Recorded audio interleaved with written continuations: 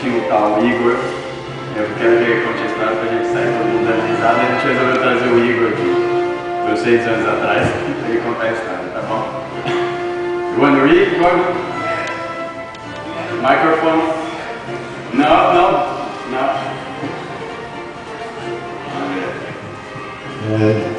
I will tell you the story about Igor in 1 minute, but I have a note. It says, "Hi Gordon, remember me? I was looking for you. I'm surprised to find you here in Brazil.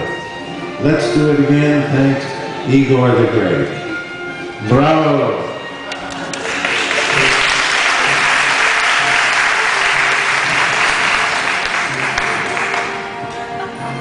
I love the cannon.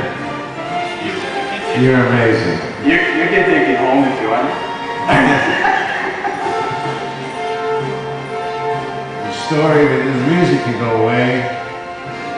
Thank you. Thank you. In the very early years, when my office was a bedroom in my mother's house, and I only had the telephone books, I got a call from my client who said, could I get the great zucchinis from Ringling Brothers to come to the shopping center for the 4th of July, which is the annual celebration in America. And so I called New York to the agency that handled the act. And yes, I could get the great zucchinis, 3 days, 2 shows a day, $1,000 per day, $3,000. This is probably 1958. It's a long time ago. So I called the client back. I said, yes, you can get the great zucchinis. Wonderful. He said, how much? I said, $3,000. He said, oh my God, it's too expensive. He said, see if they have somebody not so famous. So I called the fellow back in New York. He said, well, I have a guy from Romania.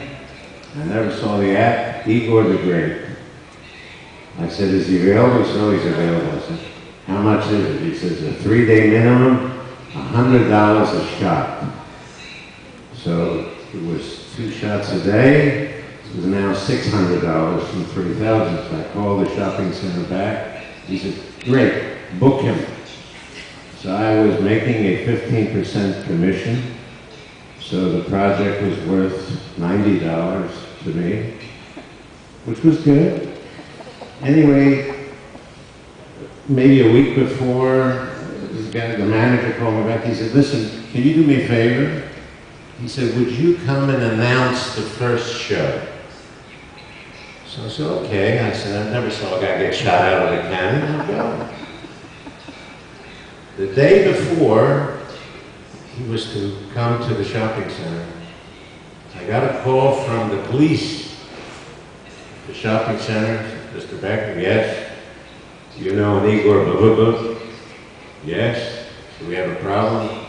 He's riding around the parking lot. He looks like he's naked. He's only wearing an athletic support. So he said, I'm going to have to lock him up. I said, please don't lock him up. He's a famous actor. He gets shot out of a cannon. Come tomorrow, you can see I'm coming to announce the show. So he said, all right. I said, just come put his clothes on. So now it's the 4th of July, and I'm driving from Baltimore to outside of Washington. There's not a cloud in the sky. It's beautiful. Sun is shining, hot. As I get to the shopping center, there's a sea of cars. And the guys in the cars, they have carved in their arm, I love Mary. There's a big scab, cigarettes, undershirts. Tough guys. They all came to see this guy get killed when he gets shot out of a cannon. Now, in fact, Sergio has it, I gave him when I came the other day. He has a picture of Igor. You never saw anything so pitiful in your life. he had this old truck. It was so old, I don't even think Henry Ford would know it was a truck. And it had this big tin can on it, was supposed to be the cannon. And it was painted like camouflage from World War II. And it was a mess. And Igor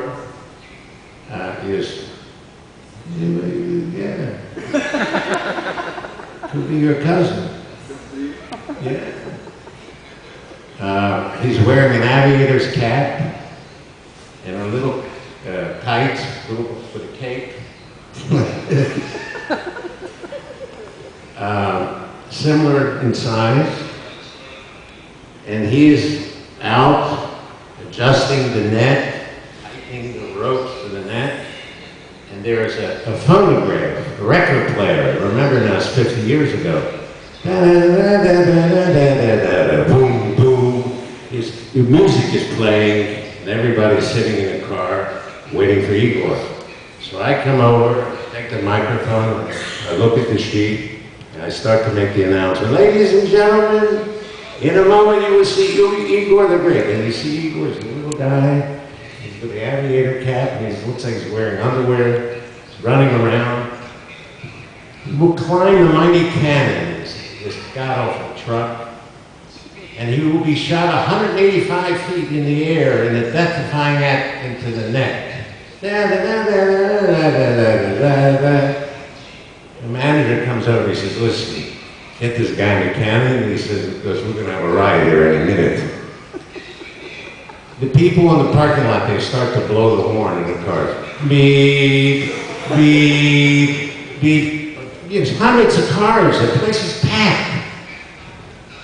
So now, Igor, as I'm saying, now ladies and gentlemen, Igor the Great, and he comes over and he's pulling my shirt. What's the matter? Igor no go. I said, what? Igor no go. And the manager says to me, what the hell is wrong? I said, I don't know, I never shot a guy out of a cannon. He says he's not going. He said, stuff him in there. I said, what is wrong, Igor?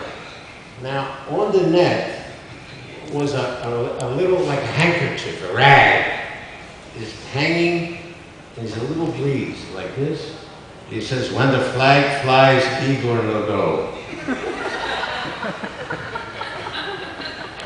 So, you know, there are times it's a crisis. The words come. I said to him, Igor, get in the cannon. I will tell you when the flag is not flying. So he climbs up and he's up in the front of the cannon and he's waving, beep, beep. He said, now, ladies and gentlemen, he goes inside and you can hear him. There's the flag flying.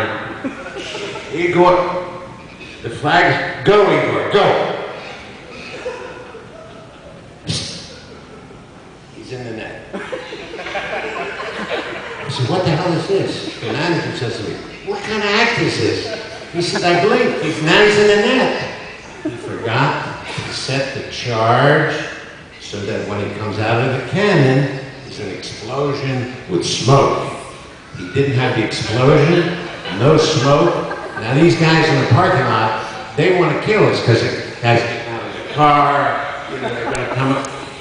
The manager says, get him, stuff him in, you got to do it again. So I run it, Igor, you got to get in the cannon again. Another $100, you get another $100. And he went, that's the story.